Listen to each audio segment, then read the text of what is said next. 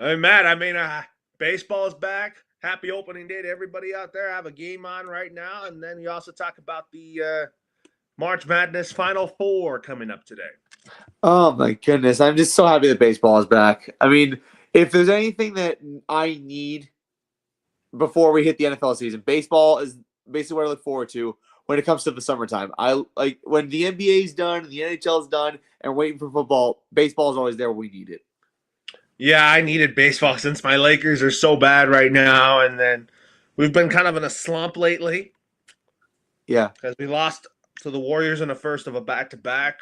I know that it's not characteristic of us to lose to Steph Curry, Right. but you know what?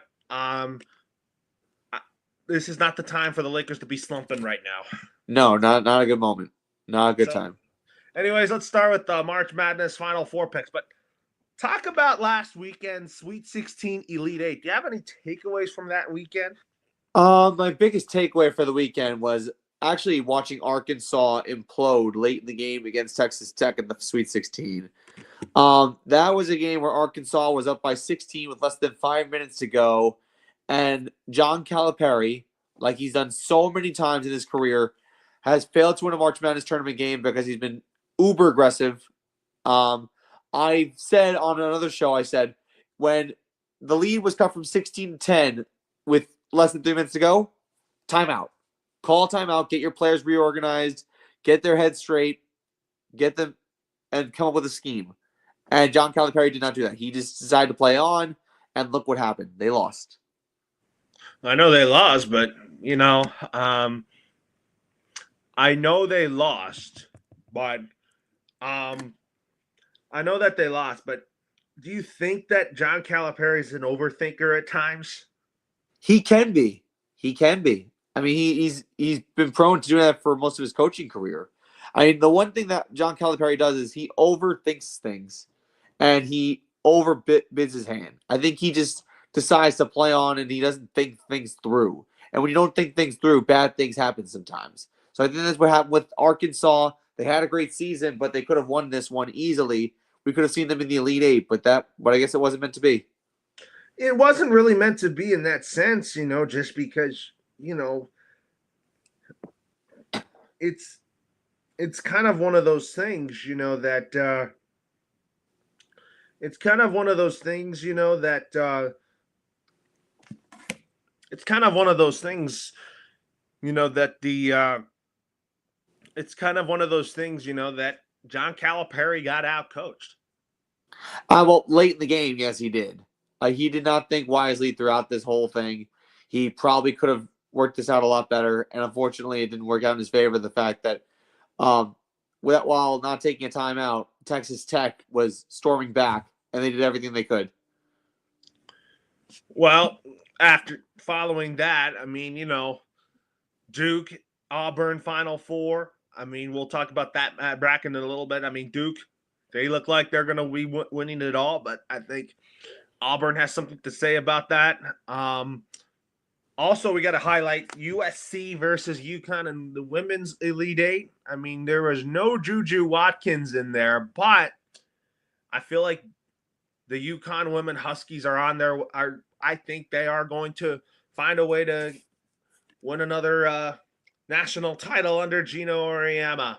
Well, I will say this: USC was given a gift, or UConn was given a gift, not by USC not having Juju Watkins. I feel like if Juju Watkins was playing for USC and she didn't tear her ACL, it probably would have been a different story. It probably would have been way more competitive. I don't think it would have been. I think it would have been harder to predict if Juju Watkins was playing for USC, and then maybe USC would have been closer than it actually was. But unfortunately, Juju Watkins, who won Player of the Year for the College Women's Basketball League, like she won Player of the Year, but it's unfortunate how her season ended, and unfortunately for USC, they had to suffer the consequences of not having their best player in there.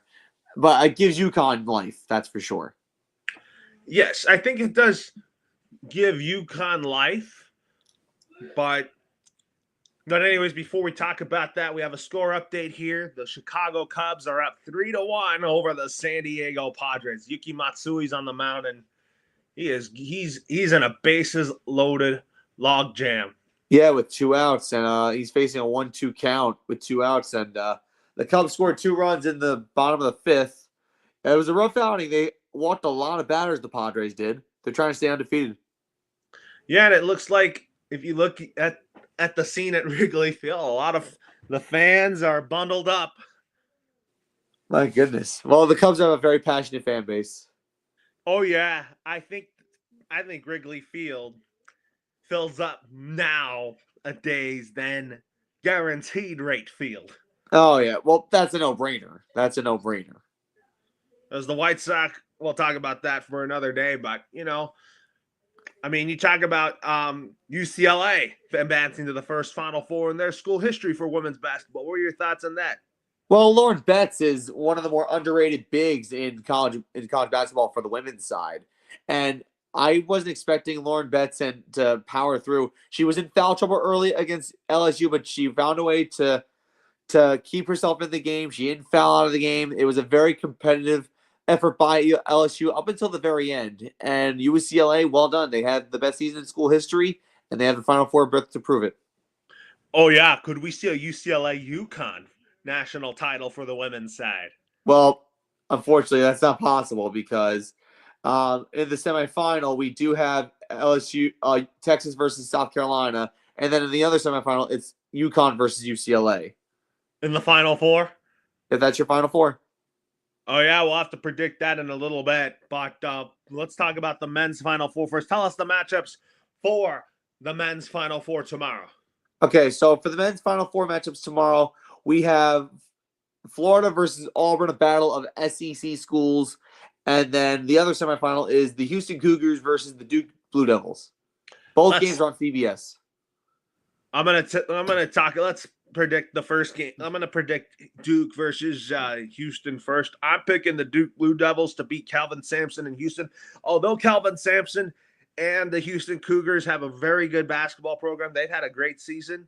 But I think Houston's finally going to get exposed. So that's why I picked Duke and Cooper Flag to win it. And knowing that he's going to come back for another season, I think that's a plus for the Duke Blue Devils to try to run it back again, because I know he wants something to prove himself before going to the NBA. So I like Duke over Houston in that matchup too. Oh, I actually didn't know that Cooper Flag was coming back for another year. That's actually kind of incredible. I thought he was going straight to the Wizards from after this season. He actually did win Player of the Year in college basketball too for the men. Wow. Who do you like in that matchup? Duke and Houston. Well, in that case, I got to go with Duke on that one. I mean, Houston's got a great defense. Don't get me wrong. Let's not get twisted there. But I do believe that Duke is just a more well-rounded team. They got 7 or 8 other NBA prospects that are on that team that can play at a high level. And I think John Shire has done a phenomenal job coaching this roster. So I'm going to say Duke wins that one.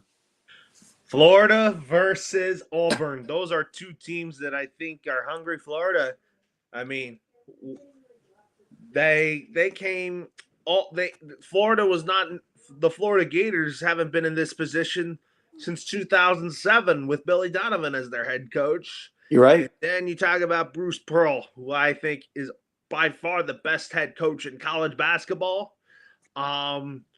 I like Auburn to beat Florida. I want Duke versus Auburn so badly because I want to see John Shire go up against against a living vet in Bruce Pearl for the national championship. And to top it, I also think I have Duke beating Auburn in my pick to win the national championship. I mean, these are two teams in Florida and Auburn that know each other so well because they play in conference. They play each other 2 or 3 times so far this season. To me, I think Auburn's just more well-rounded. Johnny Brome is one of the better players in college basketball. They're well coached. They're well disciplined in Auburn. And Florida, they're the only team in this field where if their offense is clicking, they'll do well. If their offense isn't clicking, then things go down south really quick. And to me, Florida has had a phenomenal season, but I think Auburn ends it here. I think we get Duke Auburn in the final. And who do you think wins in that matchup? I'm going to say Auburn.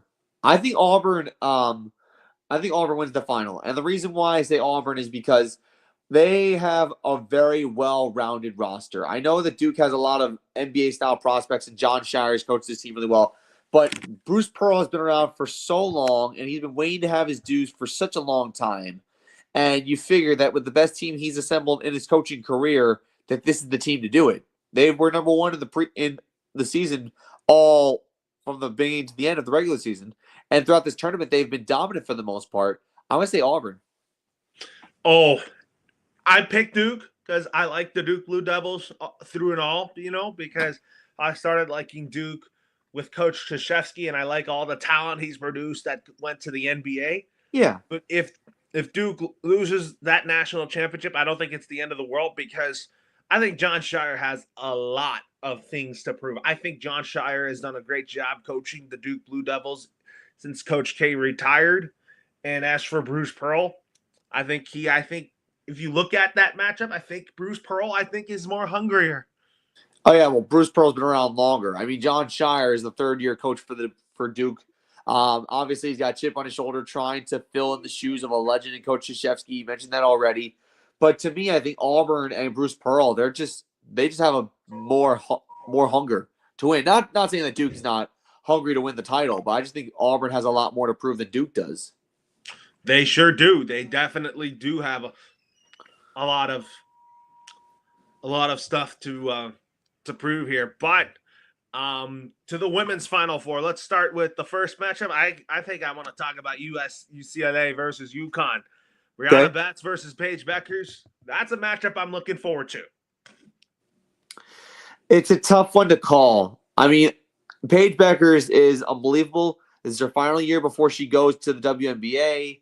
Lauren Betts is probably the most hyped up college basketball player on the women's side this season. And it's tough to call, but if you had to ask me right now, I think maybe UConn has the edge just because of experience. This is tough for me. The UCLA has had a great season. Brianna Betts, like you said, is probably the best player in the college basketball right now.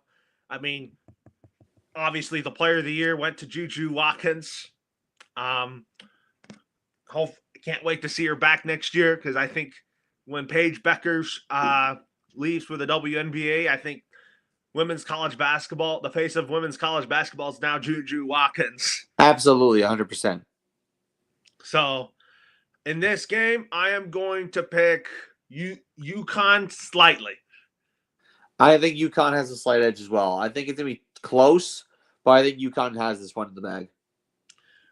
Yeah, I think it's going to be close. I mean, UCLA's had a great season, but they are looking to play like they don't want their historic season to end.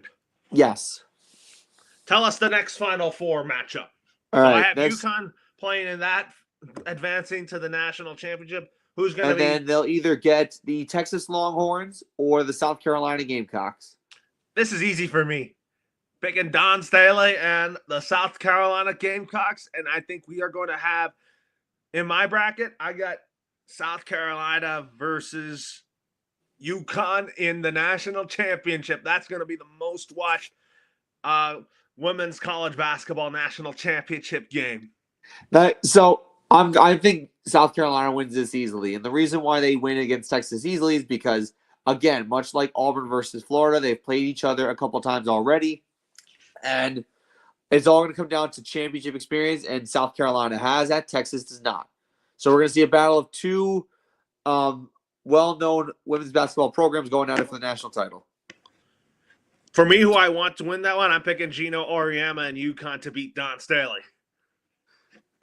I like where you're going with that, and I'm probably going to lean towards it because I think Gino Auriemma has had a phenomenal coaching career. I think he wants one more national title in his trophy case before he can kind of start planning ahead for the future.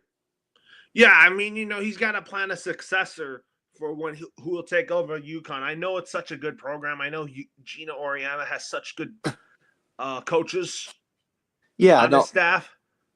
Yeah, no, UConn's got a lot of good coaches. I think Gino Auriemma just has to groom somebody to take his place.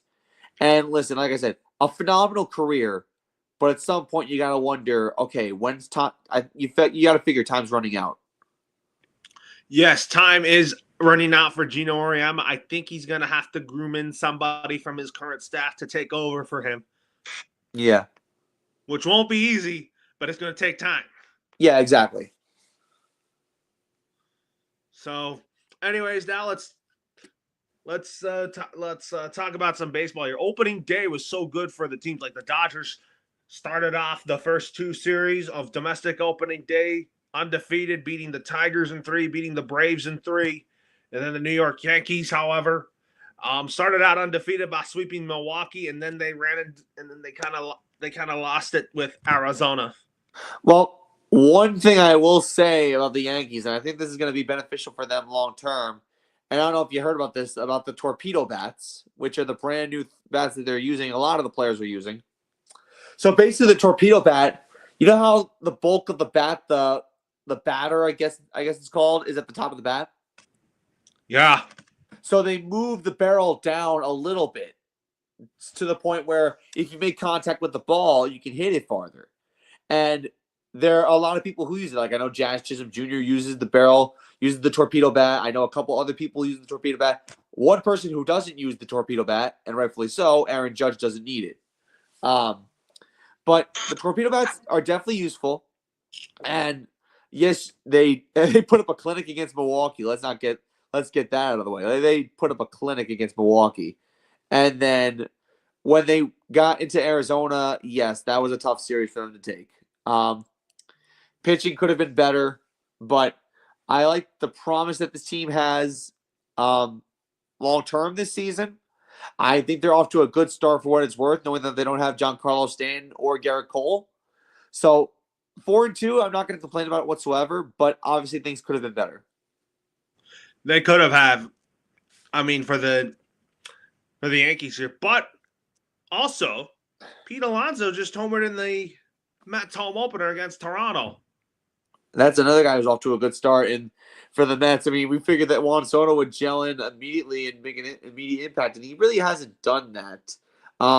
So it's kind of shocking to see Pete Alonso, who actually signed a last-minute contract for the Mets to play there for 2 more seasons, already off to a good start.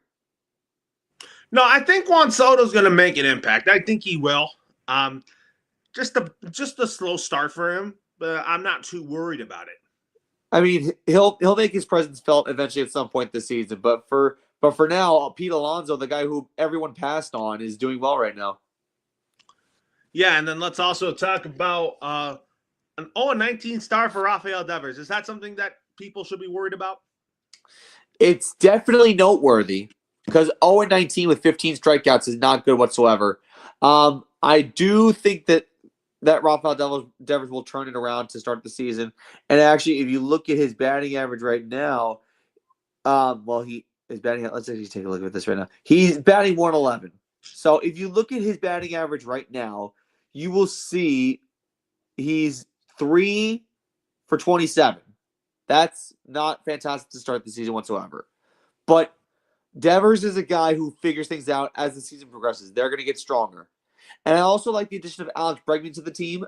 They're up 8-5 right now over the Cardinals at home, which is nice in the Red Sox home opener. Red Sox are a team that I think could really push a lot of people to the limit. And so far, they're proving that so far early going of the season. So I also wanted to talk to you about this article I sent you about FoxSports.com wrote this article. Rob Manfred was recently on the Colin Cowherd show.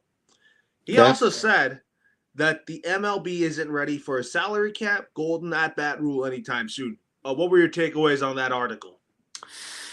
Well, the golden at-bat, I hate it. You know how I feel about that. I hate it. The salary cap, that's a debate we've been having on multiple platforms for months on the salary cap. Obviously, the way the Dodgers are doing it raises questions about how other teams are going to go about free agency and even the trade deadline.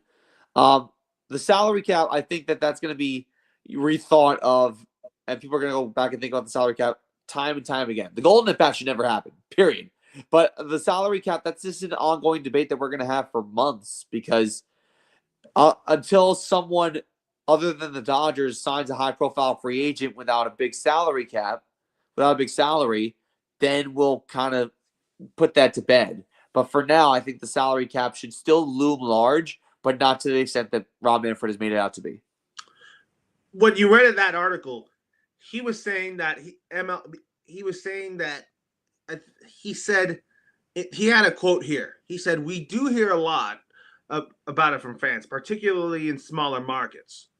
But the reality is we're 2 years away from the end of the current agreement. We're just not in a position where we are talking about or have made decisions about what's ahead in the next round of bargaining.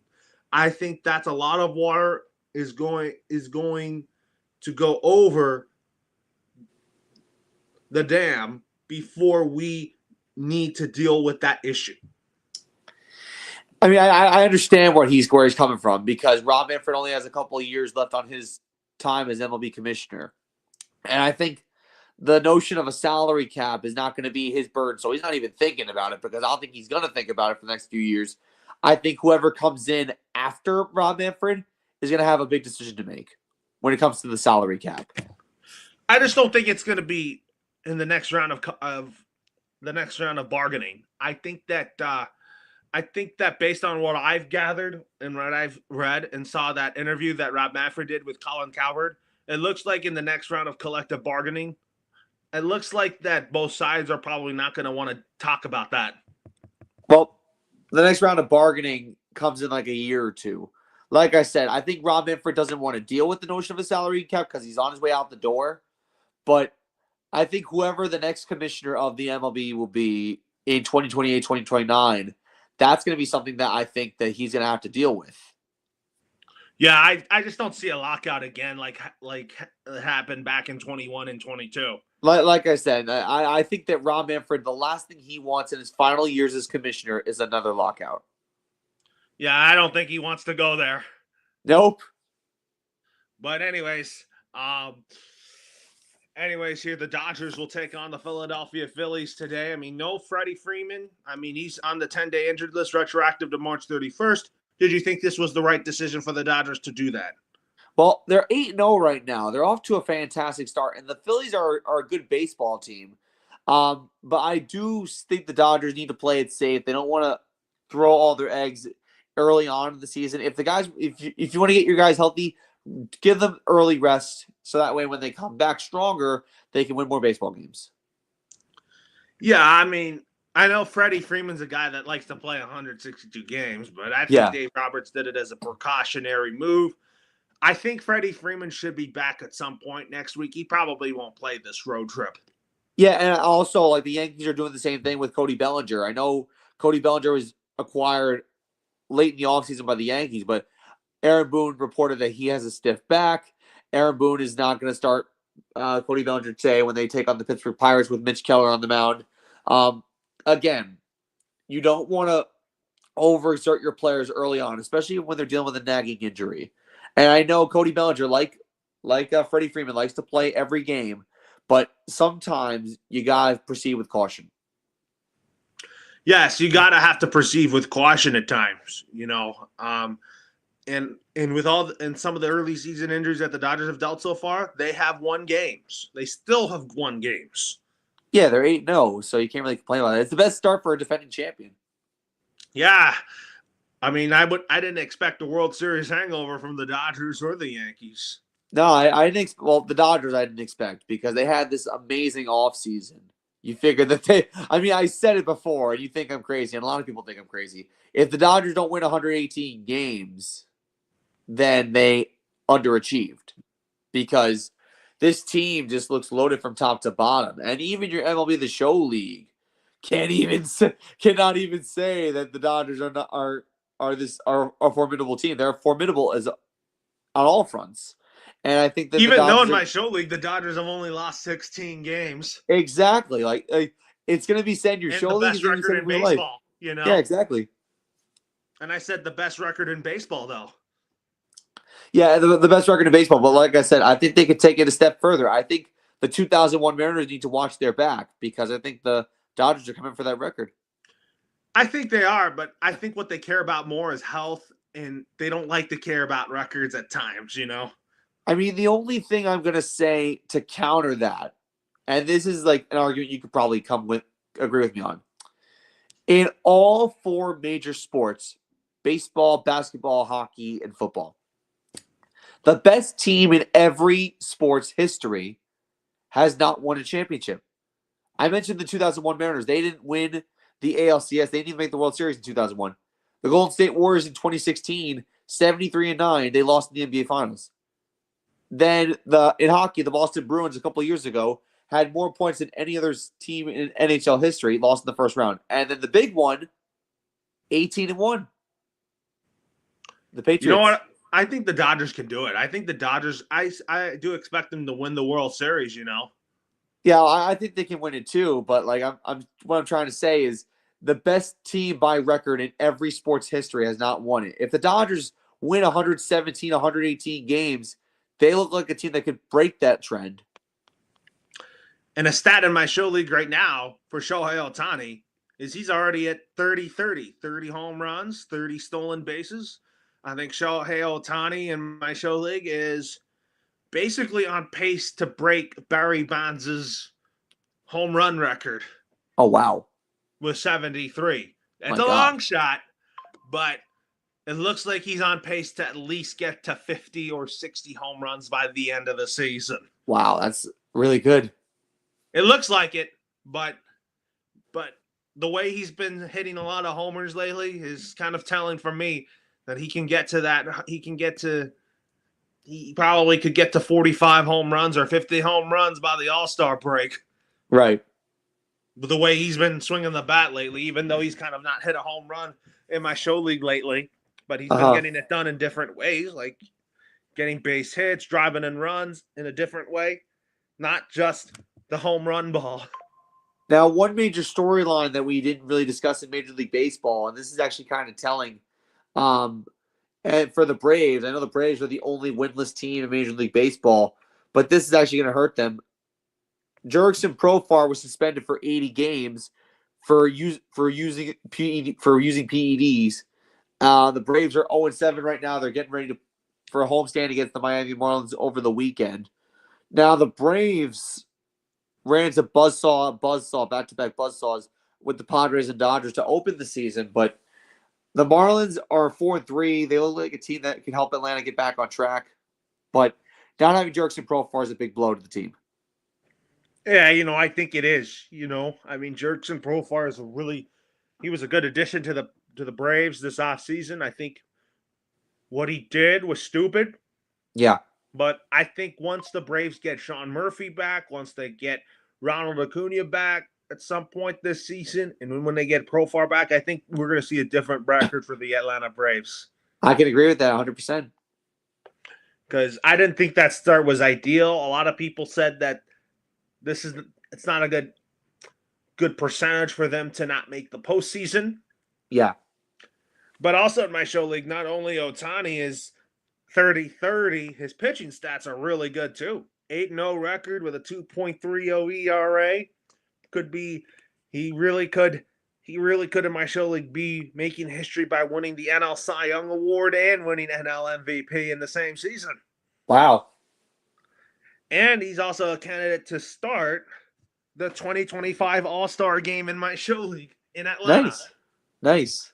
Because Dave Roberts might want to choose him. Right.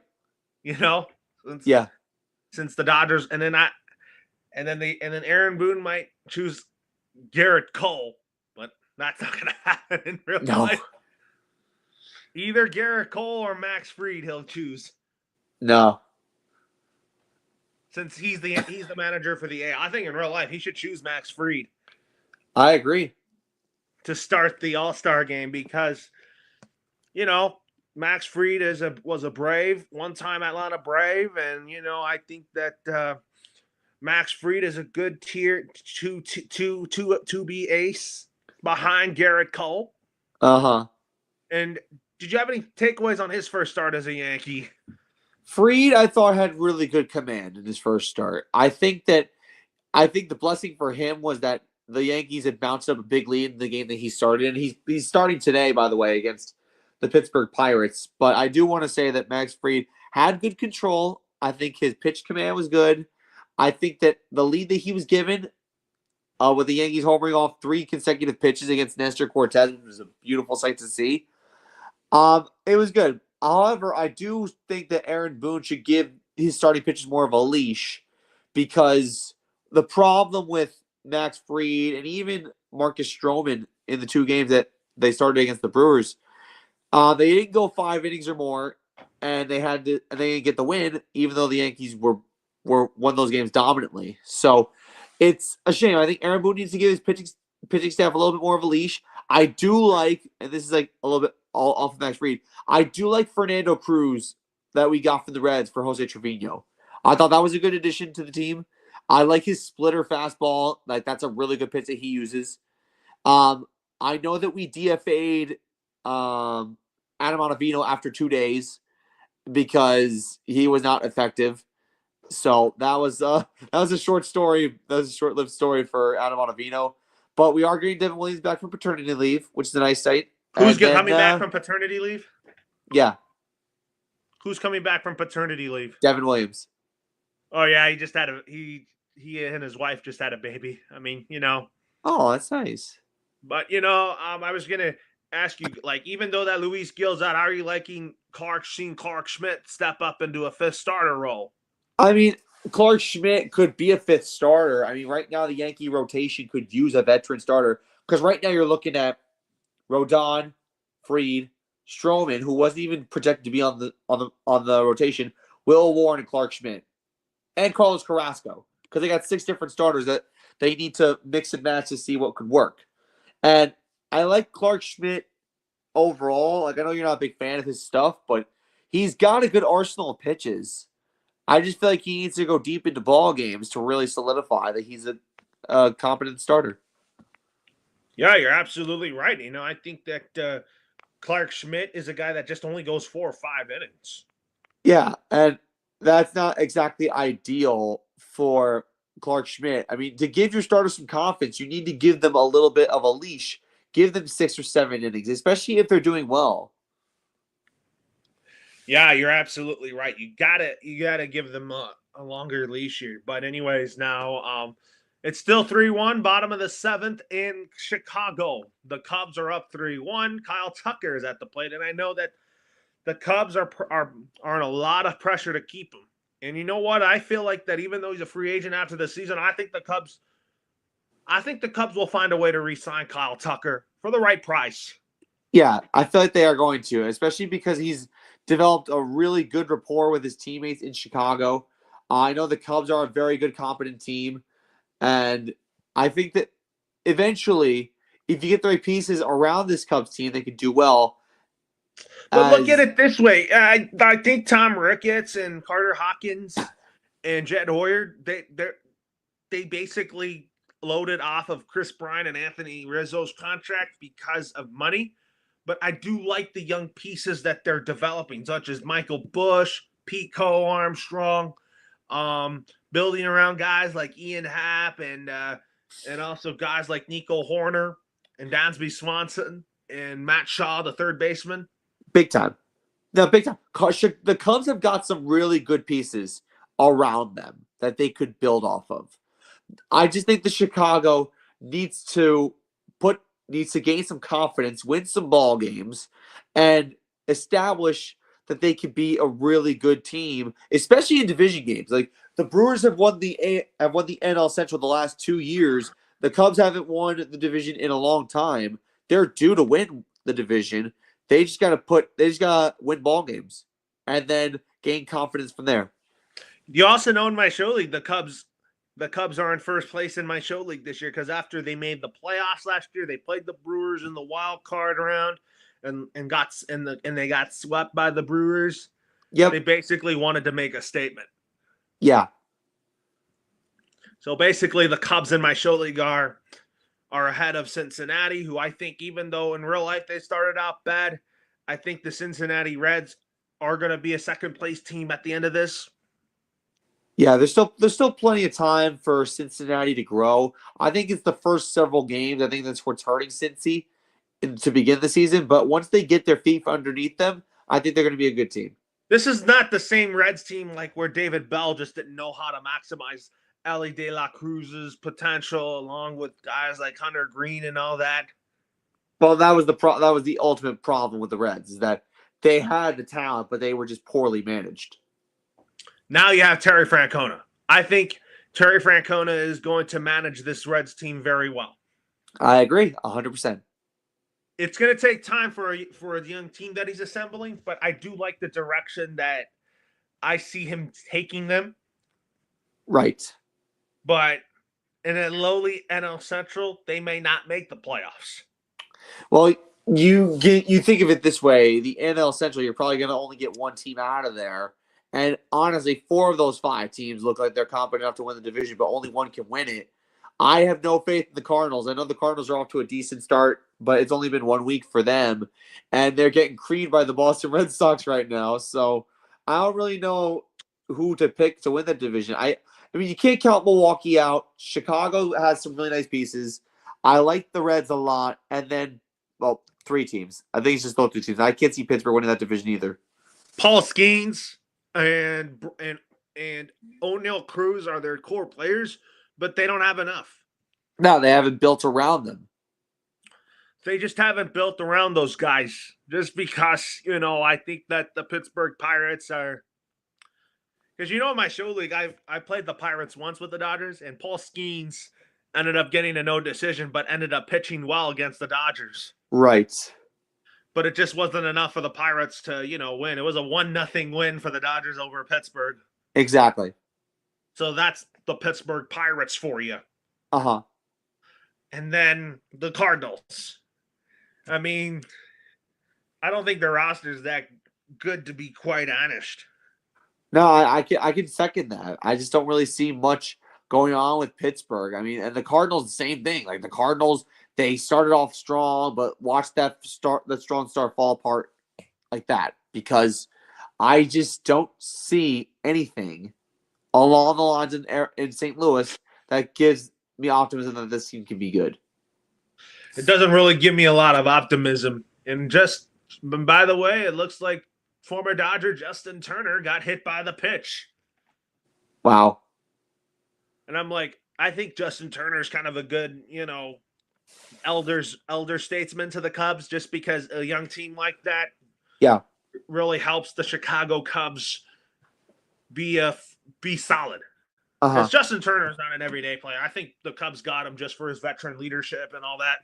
Well, things didn't work out in Seattle for him.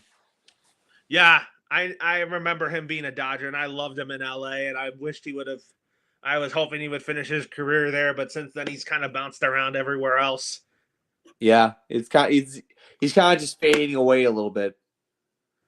Another topic we should talk about in baseball is the Chicago White Sox. I mean, talk about them being off to. You talk about the Angels series where they were off to such a good start, but not so fast. Well, the White Sox optimism faded quickly. They actually just got beat 7-4 by the Detroit Tigers, so reality hit them pretty quickly. Yeah, the Will Venable shower and all that. That was just one. That was just their World Series. Yeah, that was a series that they were proud to take 2 out of 3 from, and they thought, oh, we can beat anybody, and then reality hit really quickly. Do you think so far the Minnesota Twins have been a disappointment to start the year? Yes, absolutely 100%. This is a team that I thought had optimism had chance and potential to maybe to make the playoffs after just missing it last season, but they've really started off slow. They lost games to the Cardinals, they've lost games to the White Sox, which is not a good start. And they still got a long ways to go. They got their upcoming series. They got to play. Let me see if I can find it here. I don't think they're playing anyone today, which is kind of a surprise. But the Twins, they got the Astros this weekend. Yeah, I mean, they got a good win yesterday. I mean, if I'm looking at the AL Central standings right now, I mean, Detroit's 3-4. I mean, a lot of people are like, don't sleep on the Detroit Tigers just yet.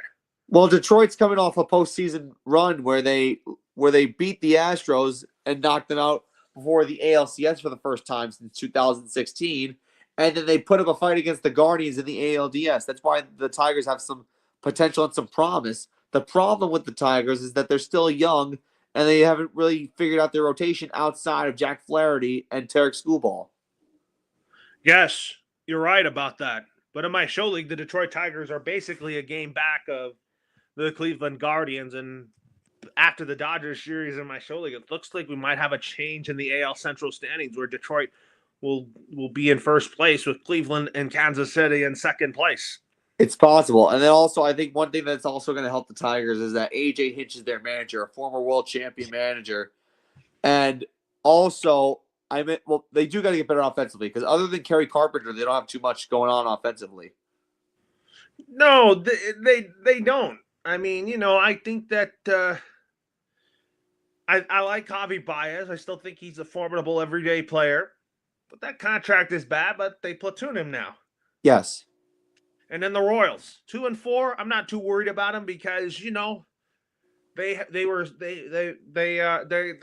kind of gradually taking baby steps to being good. But I really like the potential that they have. Yeah, I mean, a lot of these teams in the AL Central have that magic word, potential. They haven't. I think other than the White Sox, every team has some sort of optimism going into the season. And I know one weekend is a very small sample size. Honestly, by the time we get to June, then we can start worrying about teams that are bad. What about in the AL West? I mean, you talk about the Astros being 3-4. I still think the Astros are a solid team. They're not like the team that won the World Series. I still think they're solid. I think they're a good team, but I just think the Texas Rangers are better. Oh, I definitely could agree with that. But in my show league, they're in first place. And it looks like in my show league, it looks like the Detroit Tigers might be in first place at the end of the Guardians series with the Dodgers. Wow. That's nice. But again, back to the Texas Rangers. I just think that the Astros have lost so many great players. I mean, losing Kyle Tucker, losing Alex Bregman, losing a couple other players. I think that this team is, I'm not going to say a shell of itself from what it once was, but they're not as talented as they were in years past. Like, if you ask me, like we predicted, I think it's the Texas Rangers division to lose. It's looking like it to be that way. And then the Angels 4-2. I'm like, what are your thoughts on these Angels 4-2 start? Is this going to be a scenario where the Angels start good and then they're going to fall? That's usually the opening. That's usually what happens in the first 10th of the season. Usually the first 16, 17 games, the Angels start off good. It's like, oh my God, this team's rising from the dead. And then all of a sudden they crash back down to reality. Yeah, the Angels, they got Mike Trout healthy, but they're still, it looks like that they're going to be facing reality. I think they're a healthy Mike Trout equals the Angels finish in fourth place in the AL West. An unhealthy Mike Trout is last place. Maybe just maybe they finish in third. Because I don't know how Seattle's going to be this year. They just got Luis Castillo back. He hasn't pitched at all last year, and I think Luis Castillo is probably going to help them big time with their rotation. I think their lineup is good on paper with J-Rod and Rosarena and Cal Raleigh. Yeah, but you got to remember, what was the problem with Seattle last year? Why did they not make the playoffs? Offensive production. Exactly. So, and it's a shame because Seattle, like I mentioned previously, the Seattle Mariners had the best pitching staff in baseball, but the worst offense in baseball. And your pitching staff can only do you so much. I can't tell you that. No one can say that. Like if you lose 1-0 games, then that's not good for your offense. Like you need offensive production. As good as it is to lose 1-0 games, it's not healthy to lose games because your offense can't produce. Well, next up here on our topic list is the NFL. I mean, talk about Stephon Diggs coming to New England. Do you think that Stephon Diggs is going to be like the 70% version of Stephon Diggs when he gets back out onto the field? I actually like that you mentioned that because I mentioned before that Stephon Diggs might not be as healthy as he was before, and he's not as electric and dynamic as he used to be. But I do think that because Stephon Diggs is going to help a young quarterback out, I think he can help Drake May expand his talents. I think that even though Stephon Diggs is not the Stephon Diggs he used to be, I think it's going to be just enough to help Drake May advance his knowledge and his growth. Well, and then the Giants also got Russell Wilson and Jameis Winston. What do you have any takeaways on that? I like it, and the reason why I like it is because the Giants now have a quarterback room plus Tommy DeVito, and I think it's not going to entirely rule out drafting Shador Sanders, but I do think it's going to be useful to have a quarterback room with enough veteran presence, and I do think it's going to maybe lean towards the prospect of taking Travis Hunter in the first round, maybe. My Patriots are basically liking. We might get him and use him as a wide receiver. Maybe. Because I really think we should use him as a wide receiver if we get him. I agree. That'd be a good idea. So basically, and then you talk about Aaron Rodgers. I mean, where do you think he goes? To the retirement home. Why do you say retirement home for? Because Aaron Rodgers said no to the Pittsburgh Steelers, and because he said no to Pittsburgh, that leaves him with no other place to go. What's he going to do? Sit on the couch for a year and then come back the following year? He's 41 years old, and I think he's done so much in his career to warrant a first ballot Hall of Fame status. But I think that at this point, if you're not going to accept the Pittsburgh Steelers offer, then I think there's nowhere to go except out of the NFL. Plus, because I don't think J.J. McCarthy is going to get benched again. So I think that Aaron Rodgers has one place to go, and that's out the door. Yeah, you're right. It is out the door there. But anyways, Matt, that's going to do it here, and you have a good rest of your day.